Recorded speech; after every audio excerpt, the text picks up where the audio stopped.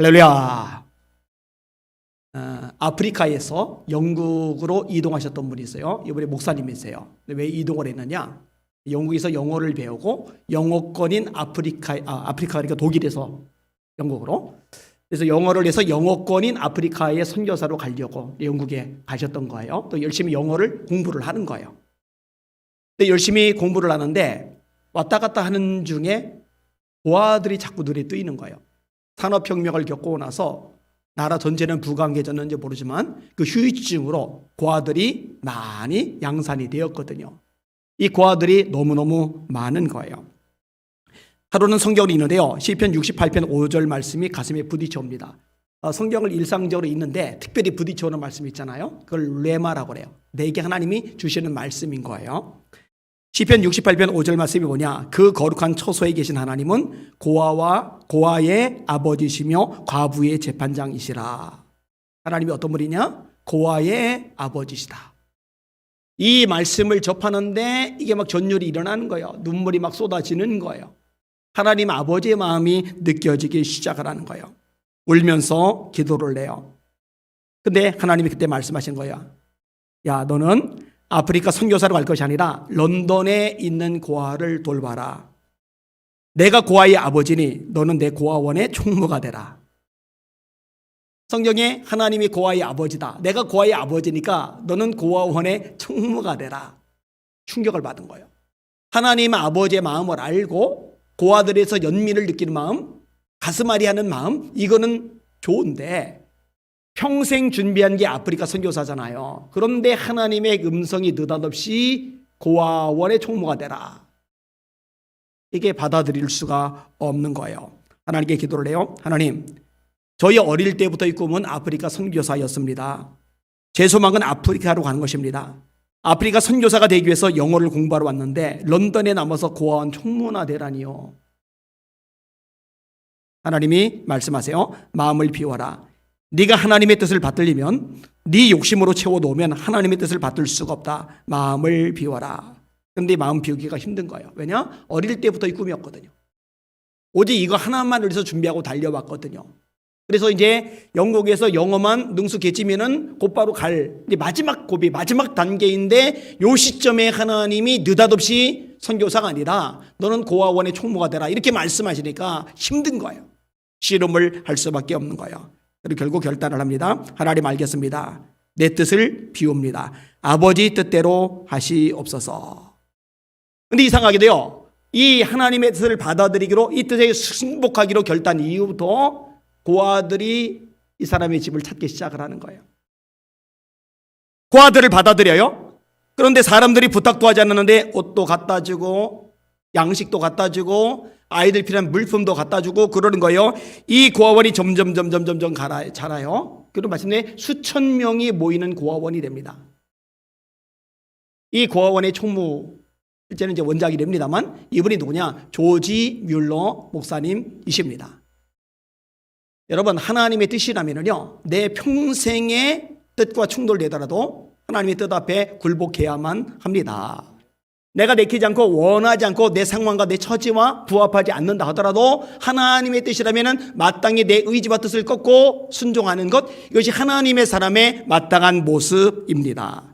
이 조지 뮬러의 좌우명이 뭔지 아세요? 앞서지 말자. 결코 앞서지 말자. 기도보다 성령보다 앞서지 말자. 앞서지 말자. 결코 앞서지 말자. 기도보다 성령보다 앞서지 말자. 중요한 건 하나님의 뜻이고 그 뜻에 순종하는 게 하나님의 정에 마땅한 모습이다. 이것이 조지 뮬러의 삶을 통해서 여실히 드러납니다. 5만 번 응답받은 뮬러의 기도 비결이라는 책을 재미있게 읽었는데 어떻게 이렇게 기도응답을 많이 받을까? 하나님의 뜻에 온전히 순복하니 하나님이 역사해 주시는 거죠. 오늘 설교 제목입니다. 하나님의 뜻이면 그것으로 충분하다. 하나님의 뜻이면 그것으로 충분하다. 충분하죠. 오늘 본문에 예수님이 고민하고 슬퍼하시는 모습을 드러내세요. 37절 38절을 같이 읽겠습니다. 시작.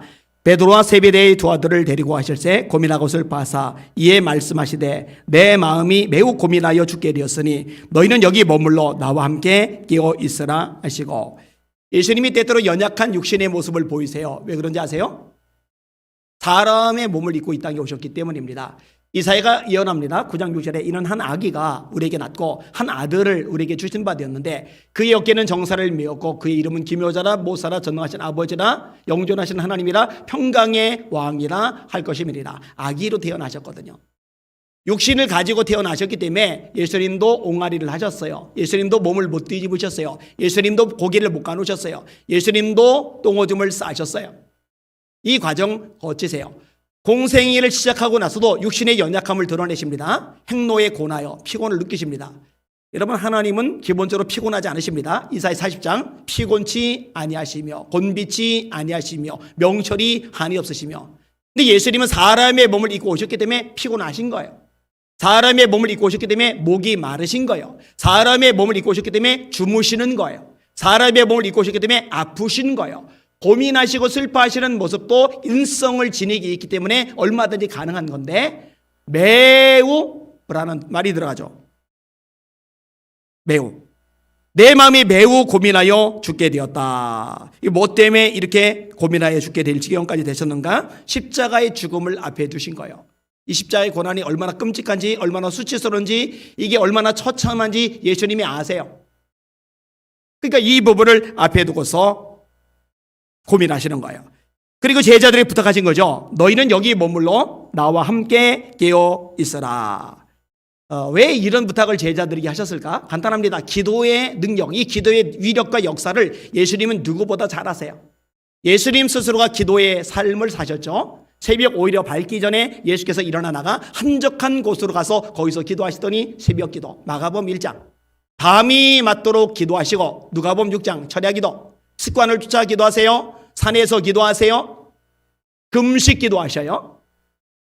예수님의 생애와 기도는 뗄래야 뗄 수가 없는 거예요. 십자가에 매달리기 전에 오늘 본문의 겟세마네 기도가 이어집니다. 누가복음 22장은 이렇게 묘사죠. 예수께서도 힘쓰고 애써 간절히 기도하시니 땀이 땅에 떨어지는 빗방울같이 되더라.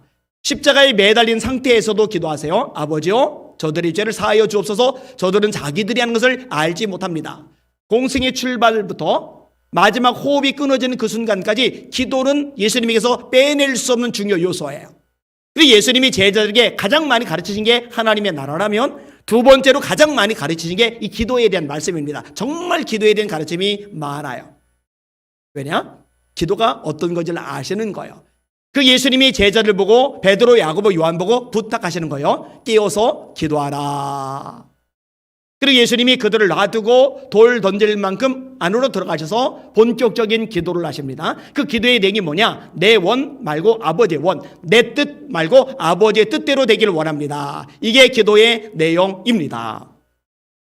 자, 말씀 39절 같이 읽겠습니다. 시작. 조금 나가사 얼굴을 땅에 대시고 엎드려 기도하여 이르시되 내 아버지여, 만일 할만하시거든 이 잔을 내게서 지나가게 하옵소서. 그러나 나의 원대로 마시고 아버지의 원대로 하옵소서 하시고. 자, 예수님의 원은 무엇이냐? 예수님의 뜻은 무엇이냐? 바로 십자가 지지 않고 지나가는 거예요. 놔두세요. 십자가 지지 않고 지나가는 게 본인의 뜻이에요. 너무 고통스러우니까. 그런데 아버지의 뜻은 뭐냐? 예수님이 십자가를 지시는 거예요. 고난을 당하시는 거예요. 왜 그게 아버지의 뜻이냐? 성경에 끝없이 말씀하고 있는 것이 예수님의 오심과 예수님의 고난이거든요. 여러분, 창세기 3장 15절에 원복음 프로토 이벤겔리온이라는 게 나와요. 내가 너로 여자와 원수가 되게 하고 너희 후손은 여자의 후손과 원수가 되게 하리니 너는 그 발꿈치를 상하게 할 것이요 여자의 후손은 네 머리를 상하게 할 것임이니라. 성경은 기본적으로 남자의 후손입니다. 아브라함과 다윗의 자손 예수 그리스도의 세계라. 아브라함은 이삭을 낳고 이삭은 야곱을 낳고 야곱은 다말에게서 베레스와 세리를 낳고 베레스는 헤소를 낳고 헤소로는 라함을 낳고 라함은 아미나답을 낳고 아미나답은 나솔을 낳고 나솔은 살몬을 낳고 살몬은 보아스를 낳고 보아스는 이새를 낳으니라. 이새는 다윗을 낳고 다윗은 우리아의 아내에게서 솔로몬을 낳고 솔로몬은 아비야를 낳고 아비야는 아사를 낳고 남자가 남자를 낳았다. 왜? 남자의 후손이기 때문에, 남자의 씨이기 때문에 그렇게 말씀하는 거예요. 근데 창세기 성경 제일 처음 첫 부분부터 여자의 후손이 등장을 해요. 누굴 말하느냐? 예수님을 말하는 거예요. 마귀가 예수님의 발뒤꿈치를 상하게 하시는 것, 이건 십자가의 죽음을 말하는 거예요. 예수님이 이 마귀의 머리를 박살내는 것, 치명적인 승리를 가져다 오는 것, 이거는 부활을 통한 완전한 승리를 말씀하고 있는 거예요. 예수님이 왜 여자의 후손입니까? 동정녀 마리아에게서 태어나셨기 때문입니다. 이게 이사야 7장 14절에 예언이 되어 있죠. 그리고 마태복음 1장에 분명히 말씀합니다. 예수 그리스도의 나심은 이러하니라. 그의 어머니 마리아가 요셉과 약혼하고 성령으로 잉태된 것이 나타났더니 그 남편 요셉은 의로운 사람이라 저를 드러내지 아니하고 가만히 끊고자 하여 이 일을 생각할 때에, 자기가 요셉이 마리아하고 약혼을 했는데 내 애가 아닌 누군가 애가 생긴 거예요. 근데 이걸 드러내면 그 당시 문화권 속에서 마리아 돌맞아 죽을 가능성이 있어요. 의로운 사람이에요. 그렇게 되기 원하지 않아요. 조용히 파혼하려고 하는 거예요. 가만히 끊고자 하여 이 일을 생각할 때에 주의 사자가 현몽하여 이르되 다윗의 자손 요셉아, 네 아내 마리아 데려오기를 무서워 말라. 그에게 잉태된 자는 성령으로 된 것이라. 아들을 낳으리니 이름을 예수라라. 이는 그가 자기 백성을 그들의 죄에서 구원할 자이심이라. 이는 선지자로 하시는 말씀을 이루려 하심이니 이르시되 보라, 처녀가 잉태하여 아들을 낳을 것이요 그의 이름은 임마누엘이라 하리라 하셨으니 이를 번역한즉 하나님이 우리와 함께 계시다 함이라. 창세기부터 예수님의 고난 얘기가 아예 시작이 되고 있는 거예요. 하나님이 천지 창조한 이래로 세월이 한참 지난 다음에 갑자기 즉흥적으로 예수님을 보내시겠다라고, 그게 당신의 뜻이라고 생각하신 게 아니에요. 초창기부터 그게 하나님의 큰 계획 속에 들어가 있는 거예요. 그리고 이사야를 통해 구체적으로 예언한 거죠. 그가 찔림은 우리의 허물 때문이요 그가 상함은 우리의 죄악 때문이다. 그가 징계를 받음으로 우리가 평화를 누리고 그가 채찍에 맞음으로 우리가 나음을 입었도다. 우리는 다 양 같아서 그릇 행하여 각기 제 길로 갔거늘 하나님께서는 우리 무리의 죄악을 그에게 담당시키셨도다. 우리의 죄를 예수님 그분에게 담당시키신 거예요. 어디에서? 십자가에서 흘린 피로. 그래서 찬송에 보면 예수 십자가에 흘린 피로써 그대는 씻겨 있는가. 이 세상의 모든 죄를 맑히시는 주의 보혈, 죄에서 자유를 얻게 함은 보혈의 능력, 주의 보혈, 이렇게 찬양을 우리가 부르는 겁니다. 이사야 53장 7절에 이렇게 말씀합니다. 그가 곤욕을 당하여 괴로울 때도 그의 입을 열지 아니하였으며 마치 도수장으로 끌려가는 어린 양과 털 깎는 자 앞에 잠잠한 어린 양같이 그 입을 열지 아니하였도다. 아니, 능력자 예수님이 바다에 잠잠하라 하니까 바다가 잠잠해지고, 나사로에 일어나라니까 죽은 데 나흘 된 나사로가 일어나고, 네 자리를 들고 일어나라니까 38년 동안 누워있던 중풍병자가 일어나고, 이 능력의 예수님이 그냥 한바탕 해볼 만던데 왜 아무 죄도 없으신 그분이, 왜 능력 많으신 그분이 저렇게 힘없이 아무 소리 안 하고 잡혀가실까? 말씀을 이루시는 거예요. 털 깎는 자 앞에 잠잠한 양같이 그 입을 열지 아니하였도다. 예수님이 왜 무덤 준비도 못했는데, 제자들 부자가 하나도 없는데 어떻게 아리마대 요셉 부자의 무덤에 들어가냐? 이것도 이사야 53장에 예언이 되어 있는 거예요. 그 예언대로 이루어지는 겁니다. 이게 하나님의 뜻이에요. 그리고 예수님이 말씀하는 거예요. 아버지요, 내 원대로 마시고 아버지의 원대로 되기를 원하나이다. 이게 저와 여러분의 삶의 특징이 되시기를 주님의 이름으로 축원합니다. 하나님의 뜻을 알았다면 그걸로 게임 오버. 더 이상 토달지 않는 거예요. 더 이상 따지지 않는 거예요. 더 이상 상황이나 처지 가지고서 뭐라 하지 않는 거예요. 여러분, 성경을 보면요, 예수님의 생애 가운데 가장 뚜렷한 특징 중에 하나가 바로 이 하나님의 뜻이 최우선시 되신다는 거예요. 요한복음 4장에 수가성 여인을 구원해내세요. 제자들이 뒤늦게 먹을 걸 갖다 드려요. 나 이미 먹을 거 먹었다. 배고프신 예수님이 그 말씀하시니까 제자들이 어리둥절합니다. 우리들 말고 누가 먹을 걸 미리 갖다 드렸나? 근데 예수님이 뭐라고 말씀하세요? 나의 양식은 나를 보내신 이의 뜻을 행하며 그의 일을 온전히 이루는 이것이리라. 예수님의 양식이 뭐냐? 하나님의 뜻을 이루어드리는 것. 그게 예수님의 주 관심사입니다. 여러분, 저와 여러분들도 동일한 자세를 가질 수 있어야 될 것입니다. 그렇게 되시기를 주님의 이름으로 축원합니다. 빌립이 사마리아 가서 전도를 하는데요, 목사님이 아니에요. 사도가 아니에요. 집사님이에요. 전도를 하는데요, 안진뱅이들이 일어나는 거예요. 중풍병자들이 일어나는 거예요. 귀신들이 도망가는 거예요. 사마리아 성 전체에 막 지각변동이 일어난 거예요. 난리가 난 거예요. 심지어 그 지역에서 이전부터 영향력을 끼치던 시몬이라는 마법사가 있는데, 이 마법사도 빌립 집사님의 뒤를 쫄쫄쫄쫄쫄 따라다니면서 그 나타나는 표적에 놀랐다고 성경은 기록을 해줘요. 이 대단한 빌립 집사님의 사역, 사마리아 전체 부흥의 불길이 타올라요. 근데 성령님의 음성이 들리는 거예요. 너 여기 있는 거 그만두고 광야로 가라. 하나님의 뜻이 뭐냐? 거기 남아서 엄청난 부흥의 주역으로 존경받고 인정받고 영향력을 발휘하는 게 아니라 지금 광야로 가는 거예요. 그러면 하나님, 여기 죄가 빠지면은 아직 사도들 오시기도 전인데, 아니면은 여기 자리 잡기도 전인데, 아니면은 하나님 여기 그냥 있고 싶은데, 광야는 어차피 가봐야 아무도 없는데 제가 굳이 가야 되나요? 이렇게 말하면 안 되는 거예요. 이 빌립이요, 다 접어두고 광야로 가요. 왜냐? 하나님의 사람에게는 하나님의 뜻이 중요한 거예요. 그게 최우선인 거예요. 사도행전 6장의 바울과 실라도 마찬가지입니다. 원래 바울의 선교 스케줄은 비두니아예요. 비두니아로 가고자 애쓰되 예수의 영이 허락하지 아니하시는지라. 성령께서 막으세요. 환상이 보여요. 마게도냐 사람이 나타났어요. 손짓하는 거예요. 마게도냐로 와서 우리를 도와주시오. 그래서 마게도냐로 가요. 첫성이 빌립보예요. 근데 갔더니 기도하는 곳 가다가 점치는 귀신 들린 여종에게서 귀신을 쫓아내준 것뿐인데 피투성이 되도록 매를 맞아요. 감옥에 처박혀요. 손과 발목에 착고가 채워져요.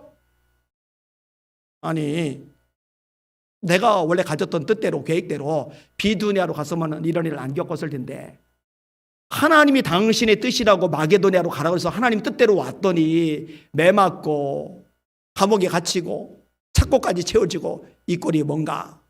그럴 이유가 없어요. 왠지 아세요? 매를 맞았어도, 감옥에 갇혀서 착고에 채워졌어도 그게 하나님의 뜻이면은 그걸로 충분한 거예요. 할렐루야. 우리는요, 너무 이 세속적인 가치관에 많이 물들어 버렸어요. 그래서 편안한 것, 보장된 것, 안락한 것, 넉넉한 것, 건강한 것, 박수 받는 것, 인정받는 것, 좋게 일이 풀려나가는 것, 이런 것들이 하나님의 복이고, 그렇지 않은 것들은 하나님께 저주받은 것처럼, 눈에 벗어난 것처럼, 미운 오리 새끼라도 된 것처럼 여기는데 안 그래요. 안 그래요. 여러분, 욥이 고난당한 게 미움받아서가 아니잖아요. 다윗이 사울피에 도망다니면서 밑바닥 인생 빡빡 기어다니는데 하나님 앞에 찍혀서 그런 게 아니잖아요. 때때로 하나님이 그런 과정을 통해서도 당신의 뜻을 이루신다는 거 여러분 믿으셔야 됩니다. 요셉이 구덩이에 던져지죠. 묶여서 팔려가죠. 노예살이를 하죠. 누명까지 뒤집어쓰고 감옥에 처박히죠. 술 맡은 관원장은 꿈을 해석받았음에도 불구하고 요셉을 2년이나 까마득하게 잊어버리죠. 그런데 그게 요셉이 재수가 없어서 운이 나빠서 지질이 인생이 꼬여서 그런 게 아니라 그 모든 과정들 속에서도 하나님의 뜻이 있다는 거 깨달으시길 바랍니다. 거기 이렇게 감옥에 갇혀 있기 때문에 왕의 신하들을 상대하면서 왕궁에 대한 지식을 배우는 것이고, 술 맡은 관원장의 꿈을 해석해 줬기 때문에 나중에 바로 왕과 요셉 사이에 다리 역할을 술 맡은 관원장이 해주는 것이고, 30이 넘어서 풀려났기 때문에 애굽의 고위직에 올라갈 수 있었던 거거든요. 할렐루야. 이런 것들을 놓치면 안 되는 거예요. 저희 교회가 추구할 거 하나님의 뜻이죠. 내 집은 만민이 기도하는 집이라. 이 말씀 예수님께서 인용하시면서 하셨던 말씀이에요. 예수님이 내 집은 만민이 기도한 집이라 이렇게 말씀하셨다면 누구든지 와서 예배드리고, 누구든지 와서 기도하고, 누구든지 와서 찬양하고, 누구든지 와서 하나님 앞에 부르짖어 기도할 수 있는 것, 이게 하나님의 뜻이죠. 그래서 선포했던 거예요. 누구나 와서 예배 드리시오. 걱정하고 우려하는 사람들이 있어요. 그렇게 외부에서 막 온 사람들 중에 코로나 확진자가 생기면 어떡할 거냐? 그 불이행하겠죠. 어려움 겪을 수 있겠죠. 그러나 그럼에도 불구하고 하나님의 뜻을 행함으로 말미암아 당하는 어려움과 고난이라면 그건 영광입니다. 할렐루야. 이런 것을 우리가 분명히 할 필요가 있는 거예요. 그건 감사한 거예요. 감사한 거예요. 자, 예수님의 기도 내용, 내 원대로 마시고 아버지의 원대로 되기를 원하나이다. 자, 그렇게 기도하고 오셨더니 제자들이 잠을 자고 있죠. 말씀 읽습니다. 40절과 41절입니다. 시작. 제자들에게 오사 그 자는 것을 보시고 베드로에게 말씀하시되 너희가 나와 함께 1시간도 이렇게 깨어 있을 수 없더냐. 시험에 들지 않게 깨어 기도하라. 마음에는 원이로되 육신이 약하도다 하시고. 제자들이 지금 기도를 해야 돼요. 예수님이 간곡하게 부탁하셨어요. 약한 모습 보이면서 내 마음이 매우 고민하고 죽게 되었으니 깨어 있어라. 이렇게까지 요청을 받았다면 정신 차리고 깨어서 기도를 해야 되는데, 아니 퍼질러 잠을 자고 있는 거예요. 이제 잠시 오면은 가룟 유다가 무리를 데리고 옵니다. 그리고 예수님이 잡혀가십니다. 안나스에게 신문 받으세요. 전임 제사장. 그 다음에 가야바에게 신문 받으세요. 신임 제사장. 그 다음에 빌라도에게 신문을 받으세요. 총독. 그 다음에 헤롯에게 신문을 받으세요. 분봉왕. 다시 빌라도 총독에게 신문을 받아요. 그리고 군인들에게 내줘요. 군인들이 두들겨 패고 가시밀간 쓰이고 몸을 만신창이 만들어 놓은 다음에 십자가 지고 올라가게 하니까 기력에 빠진 예수님이 십자가를 질 힘이 없어요. 두 강도는 자기 십자가 자기가 지고 가는데 예수님은 체력 조건이 안 되니까 구레네 사람 시몬 억지로 예수님 십자가를 대신 지게 만들어요. 자, 이런 엄청난 일들이 이제 다가올 텐데 이 엄청난 일들, 시대적인 상황들 분별하고 깨어 기도해야 되는 제자들이 잠을 자고 있는 거예요. 이게 비극이죠. 이게 비극이죠. 근데 가만 보면은요, 이 제자들만 뭐라고 할 일은 아닌 것 같아요. 오늘날 한국교회 상황을 보면은요, 이때나 지금이나 별반 차이가 없지 않을까 이런 생각이 들어요. 여러분, 지금 대한민국과 한국교회 상황은 매우 안 좋은 상황입니다. 차별금지법 솔직히 인간적으로 보면 통과가 기정사실화 되다시피 하죠. 이미 더불어민주당이 180석 가까이 차지하고 있기 때문에. 모자보건법 이것도 골치 아프죠. 교회 폐쇄법은 이미 통과가 되었어요. 교회만이 아니라 목회자만이 아니라 이전에는 교회에게 벌금 때린다, 이전에는 목회자에게 벌금 때린다 했는데 이제는 교인들 개개인에게 벌금을 때리려고까지 지금 진행을 해나가고 있어요. 심해도 너무 심하죠. 역사상 이런 때가 없었어요.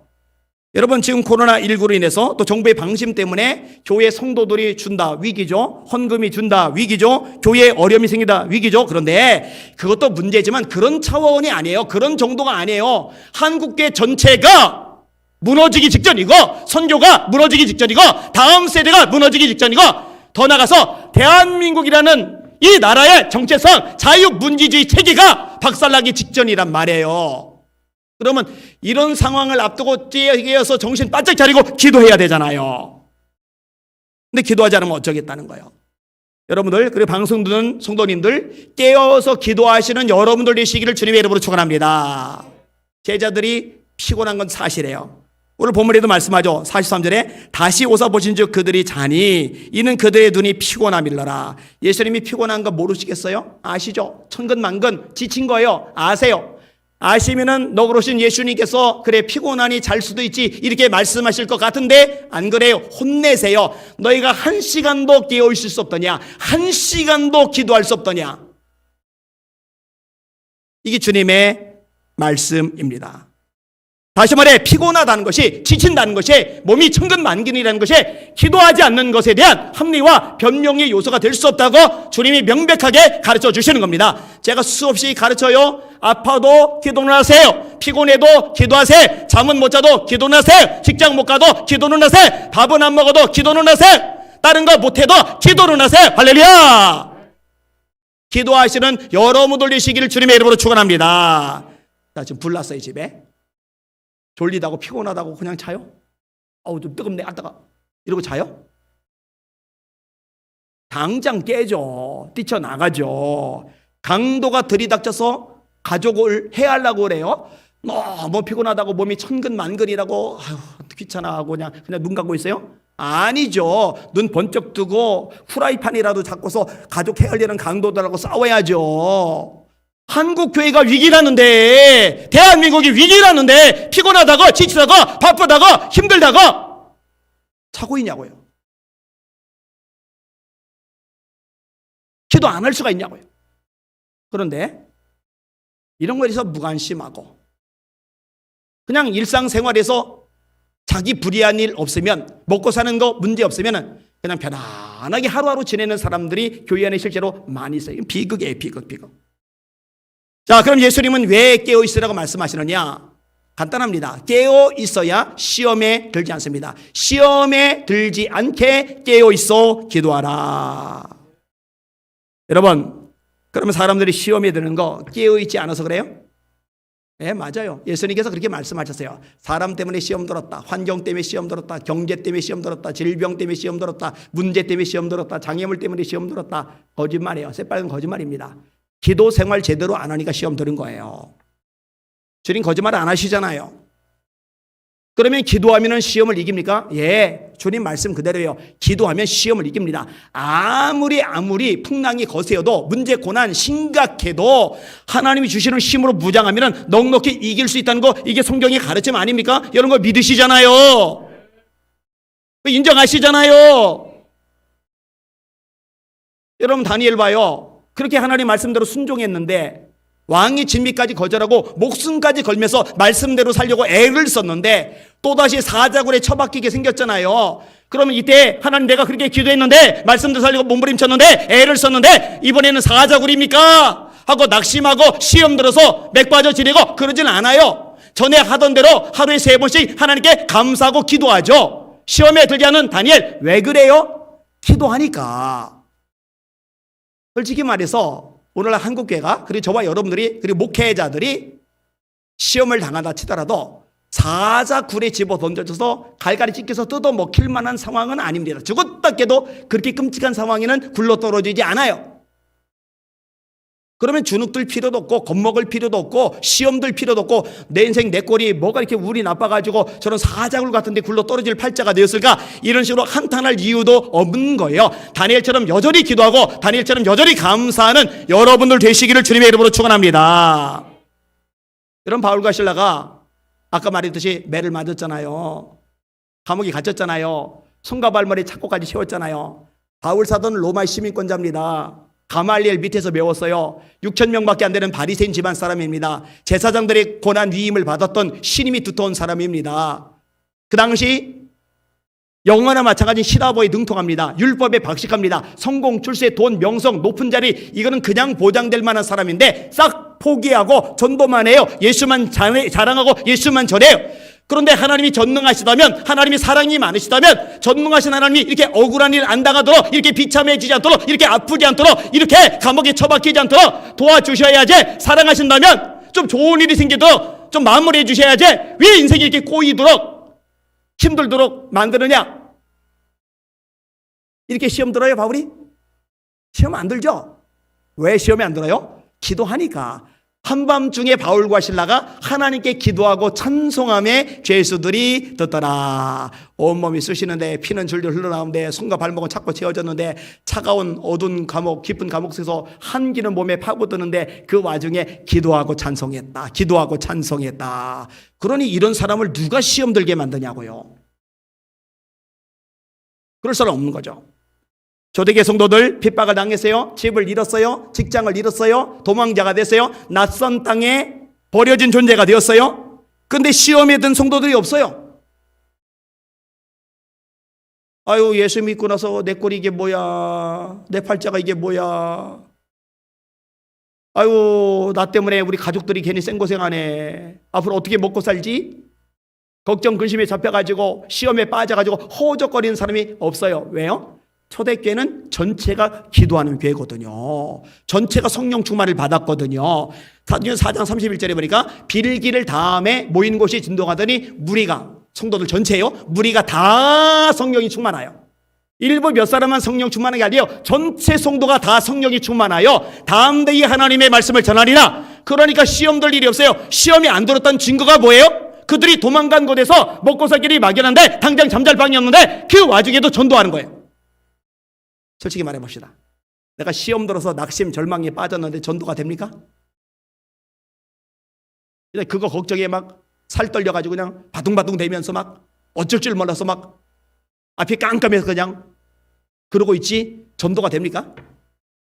근데 그 와중에도 주님의 지상명령을 기억하면서 전도한다라는 얘기는 시험에 들지 않았다라는 얘기거든요. 할렐루야. 왜요? 기도하니까. 저는 우리 예수의 비전교회가 아무리 큰 어려움을 겪어도 시험에 들지 않으리라고 믿습니다.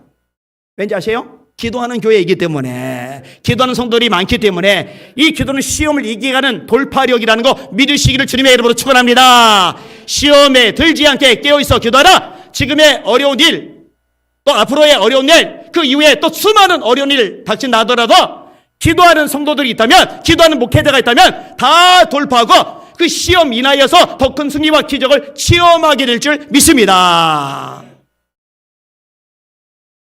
이게 놀라운 능력이죠. 자, 그 다음에 제자들이 자고 있는데 예수님 가서 기도하시고 오시고, 가서 다시 기도하시고 오시고, 이제는 구체적으로 깨우세요. 이제 같이 가자고.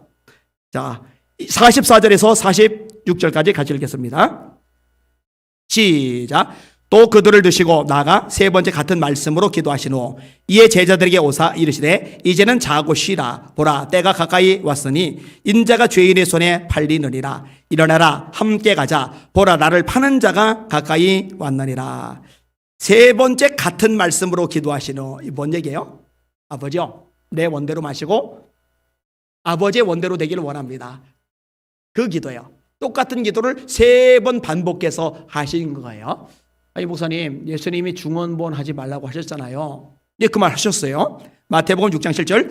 또 기도할 때 이방인과 같이 중언부언 하지 말라. 그들은 말을 많이 하여야 들으실 줄 생각하느니라. 아니, 그래놓고 왜 예수님이 중언부언 하세요? 그럼 예수님의 말씀을 오해한 겁니다. 중언부언 하지 말라는 얘기는 기도했던 내용 또 기도하고 기도한 내용 또 기도하고 그거 하지 말라는 얘기가 아니라 마음이 담기지 않은 상태로 염불을 되풀이하듯이 주문을 되풀이하듯이 중얼중얼 거리는 그 기도를 하지 말라는 겁니다. 마음이 담겨있으면, 간절함이 담겨있으면 같은 제목 가지고 반복해서 수백 번 기도해도 됩니다. 할렐루야.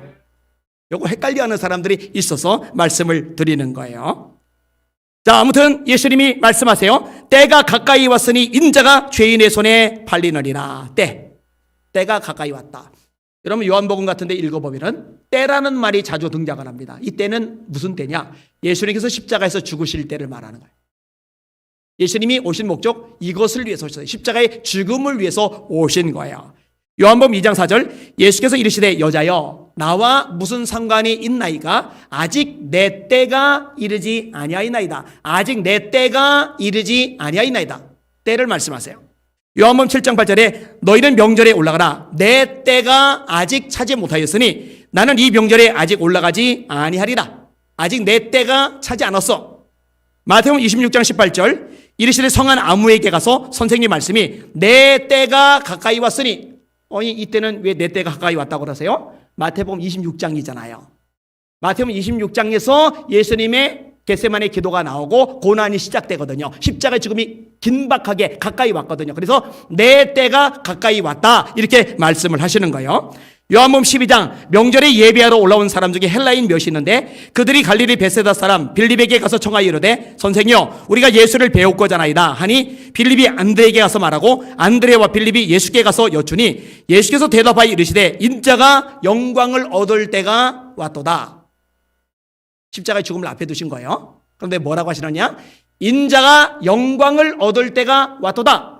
비참하게 굴러떨어지는 때, 저주받은 때, 하나님의 미움을 받아 좌절과 절망이 빠지는 때라고 말씀하지 않고 인자가 영광을 얻을 때가 왔도다. 왜 그렇게 말씀하시느냐? 예수님 당신을 통해 이루고자 하시는 하나님의 뜻이 성취되는 때이기 때문에 그렇습니다. 그러니까 저와 여러분의 관점이 여기에 초점이 맞춰져야 되는데, 세상적으로 잘 되고 성공하고 높아지고 누리고 이게 중요한 게 아니라 나를 통해 하나님이 나를 이 땅에 보내신 그분의 뜻이 이루어지는 것, 이것이야말로 우리 삶의 영광의 때라는 거 깨달으시길 주님의 이름으로 축원합니다.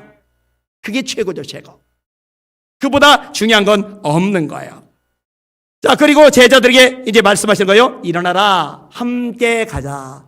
보라, 나를 파는 자가 가까이 왔느니라. 일어나라, 함께 가자. 함께 가자는 거예요. 나를 파는 자가 가까이 왔다는 거예요. 어디로 가세요? 가룟 유다가 데리고 오는 무리들에게로 하는 거예요. 십자가에 잡아 죽이려고 처형하려고 오는 무리들에게로 마주 나가는 거예요. 근데 결국은요 아무도 예수님과 함께 가지 않습니다. 오늘 말씀을 준비하는데 또 마음이 짠한 거예요. 야, 우리 예수님 참 외로우셨겠다.